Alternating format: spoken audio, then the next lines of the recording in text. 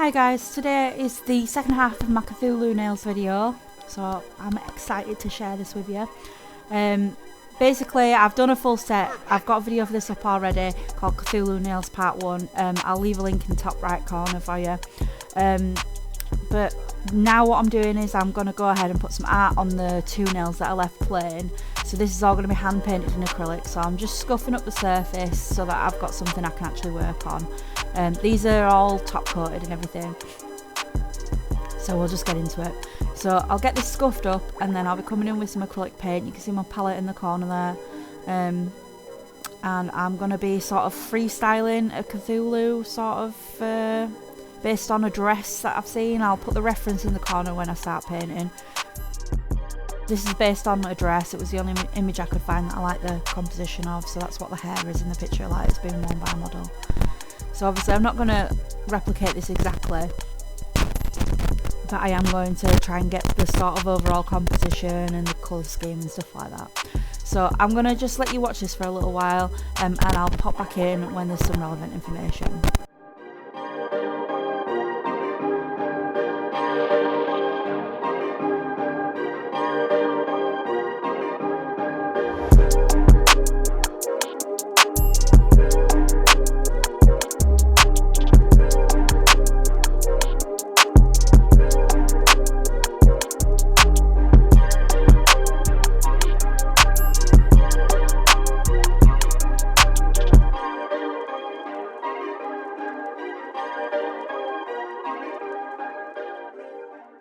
Now this one is actually mostly line work, so it is a little bit different to my usual method of working. Normally I block all the colours out and then go into the line work after, but because the background colour is the main colour of the image, I'm having to start with the line work, and then if I make any mistakes I'm having to scrub it off with a bit of like a damp brush.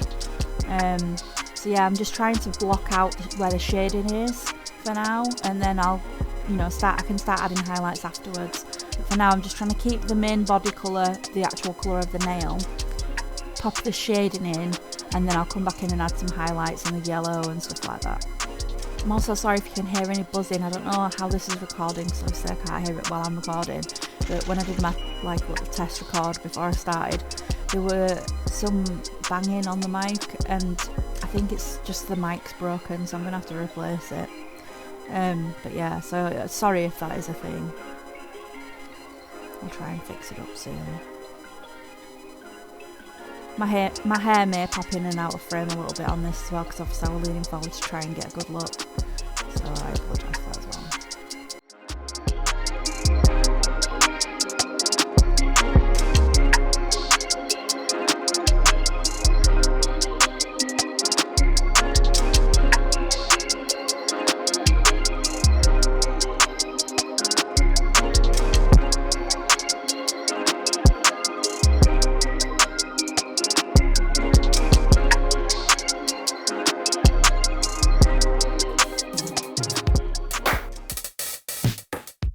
Just blocking around where the eyes are going to be, and then I'll add the yellow after.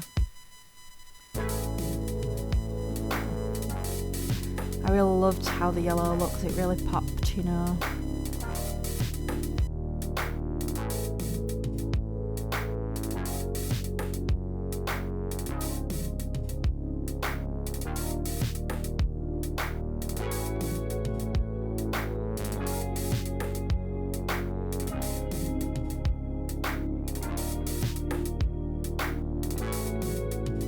Reblocking that in with the black, so that I can get them the same size and similar shape.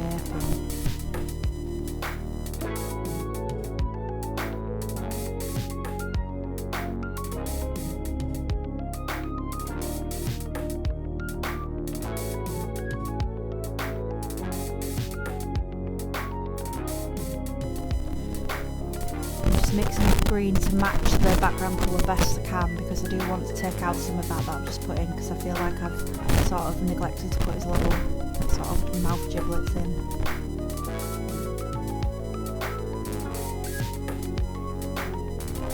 So I've just sort of like tried to colour match it. It will dry slightly darker than what it looks like in the palette, so you need to bear that in mind when you're mixing colours. Just adding in those highlights that I was saying about, just to sort of bring his brow forward a little. Decided I'd put his, I'd made him too friendly looking, if that makes sense. He didn't look angry enough.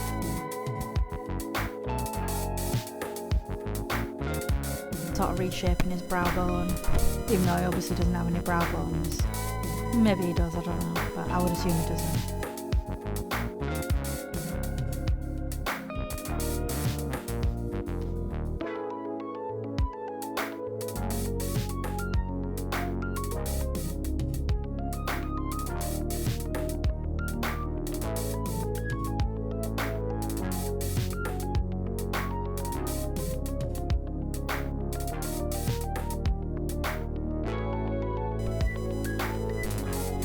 Works the same as everything else. It works the same as like makeup. Anything that you make darker just recedes. Anything you make lighter comes forward. So it's just general principles of that. Not rewriting anything here.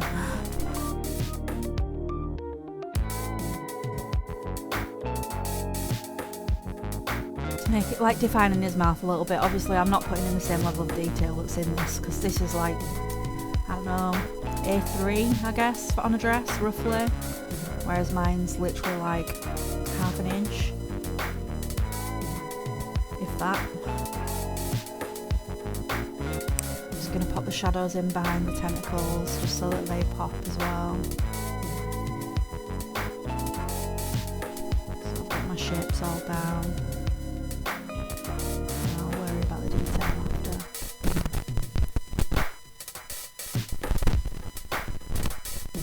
Block that tentacle a little because I went a bit mental with the black. Some shading, give it a bit of depth.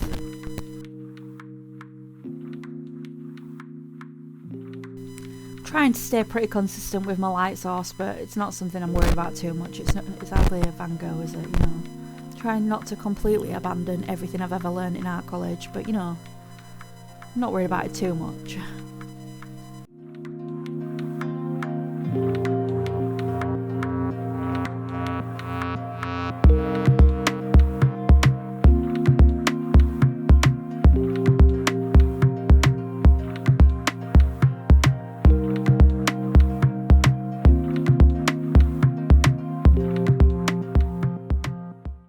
Some little cheekbone highlight and some little mouth giblets highlight.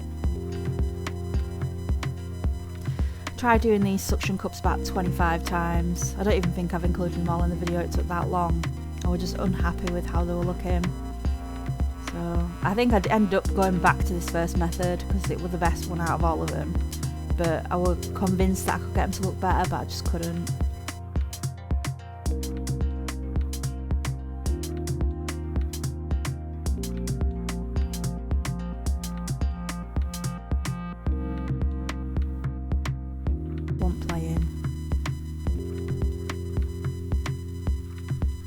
I'm sure everybody's had those situations where you've got something in your mind and you want it to look like that, but you can't physically make your brush do it, and you don't know what it is that you're doing wrong. It just don't look right. It's like there's some magical step that you need to take to make it perfect and you haven't worked it out.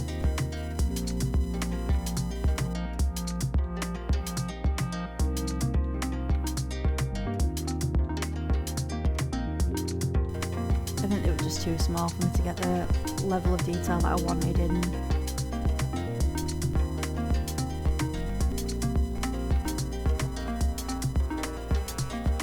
We decided at the end that instead of just highlighting in yellow, we would actually add some white as well. I feel like it really made it pop it. Like once I top coated it, it really made a massive difference. Added more of a sort of horror lighting effect to it, if you like. Sort of made it a bit more creepy. Like I thought the yellow would be the creepiest way to go, but actually the white really made a big difference. It sort of like made it almost underwater lit. I don't know.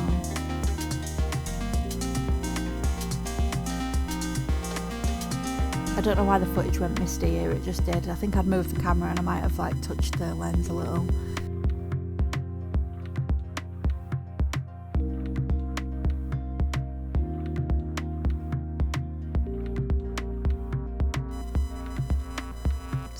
So I've fixed all the suction cups up back to how they were at the beginning, and then I've let it dry, so I'm coming in and top coating now, and then we'll move on to the other finger. Well, I always double top coat obviously with that. This is actually on top, not encapsulated like I normally do, because the client only wants to wear it for the one time. So it's all actually on top of a fully sculpted nail with gel polish on and everything. So this is the other hand. We're doing one of the elder signs now, which is supposedly a protection sign against Cthulhu or something like that. Or I don't know how you actually say Cthulhu. Apparently it's a weird thing to say it. I'm just going to say Cthulhu. If you're mad about it, you need to get on with your life. But yeah, so this is one of the elder signs apparently. It's a protection symbol against Cthulhu. So I discussed it a bit with the client. She obviously knows all the lore and stuff because she's a big fan. And we decided to do the sign and then do tentacles, like trying to touch the sign, because supposedly it's a protection sign. So we figured it would be trying to touch the sign but unable to do so. So we did all the tentacles in 3D. So I'm going to let you watch this for a little bit, and I'll come back when it comes to the tentacles, so I can explain what I'm doing.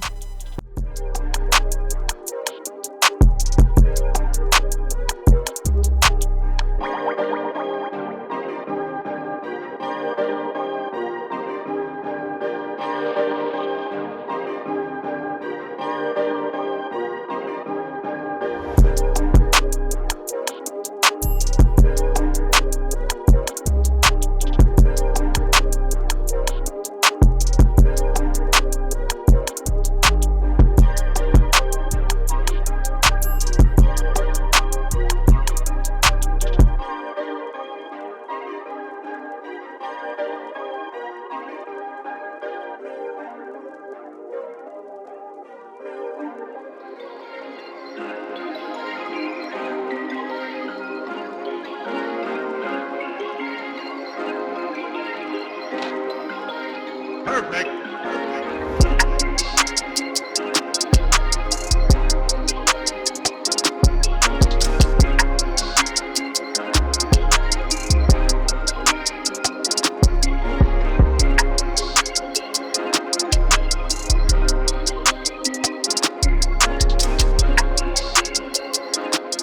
Sorry about the hair again.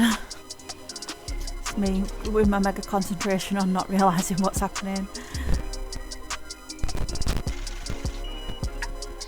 I've left it in anyway because you can kind of see what I'm doing.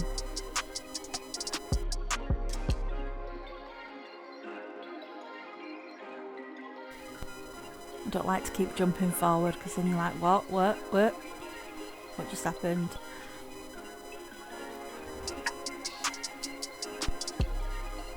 I'm just getting her to check it because she's the expert, you know what I mean?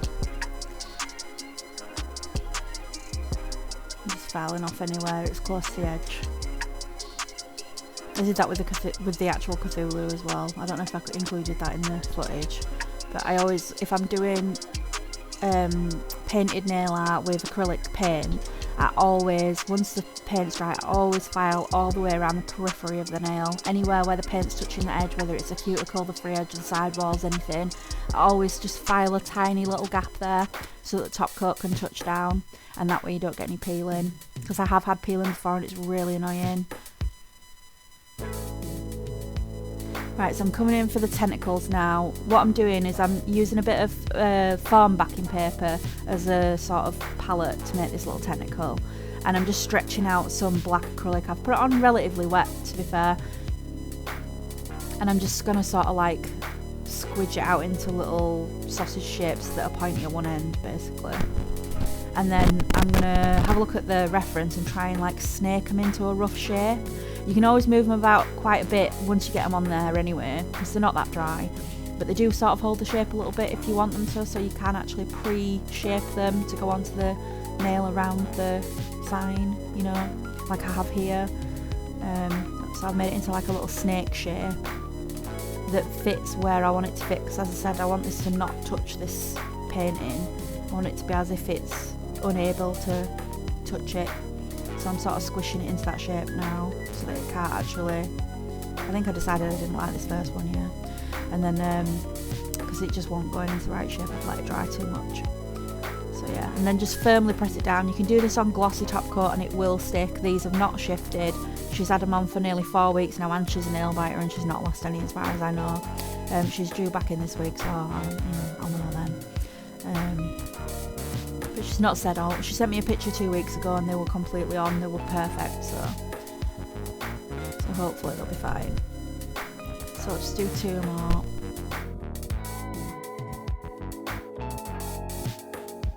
Now, because this is up near the cuticle, I don't want any gaps up there. Like, once I got all these on, I decided it looked a bit weird. I'm just overlapping this one over because obviously squiddy things sort of like overlap and smush and like they just look all like disgusting. So I've overlapped that one. But yeah, so I didn't want any gaps up the top, like where the tentacles start. So I decided that I would fill the back in with black, and then I added some highlight to the tentacles themselves in green to define them from just the black blob that is at the top. So that's what I'm doing now. So yes, because I didn't want those gaps up there, so I thought that looked pretty cool. I'm just literally using the wettest, tiniest bead of acrylic as paint, basically, just to sort of skim across the top of each tentacle to give it a little highlight. And that way you don't have to worry about top coating or anything, because it's actually acrylic, it ain't coming off. You know, if you tried to do it with paint, you'd have to then top coat the thing, you'd lose definition or end up with like a super glossy surface, which is not what I wanted. So yeah, so I'm just going in and with a tiny little, minuscule little bead of super wet acrylic and just sort of tickling it on, you know.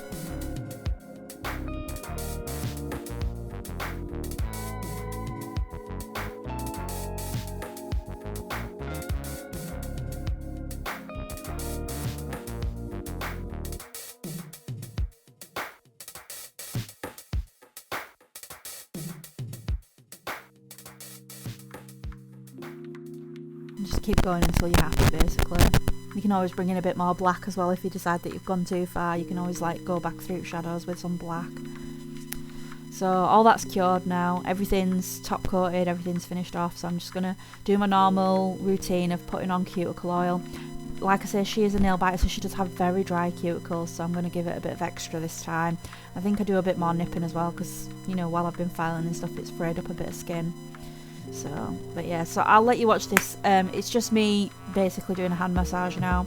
If you enjoyed the video, please like and subscribe. I don't have hardly any subscribers yet because I'm still just a tiny baby channel, so if you could subscribe or share it or something, I'd really appreciate that. But yeah, so I'll have another video out next week. I think the next one will be a bit different. I think it will be my Studio Ghibli set, which is like a hand painted set that spreads over several nails. It's not just like one nail's this, one nail's that kind of thing. It's like one where it's like where they flow from nail to nail. So that'll be interesting. I'll do a full voiceover for that. It won't be like a watch me work. So I'll have that out next week, and then I've got some other interesting bits coming for you. I've got some Galaxy nails. I've got I'm gonna have some Captain America nails soon. I've got all sorts. So yeah. So if you enjoyed it, let me know, and I'll see you next time. Bye bye.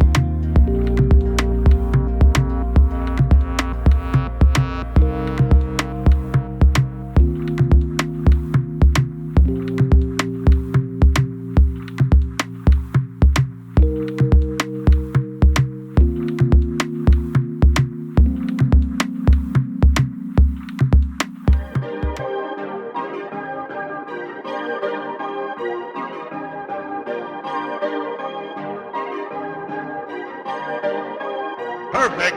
Perfect. Perfect.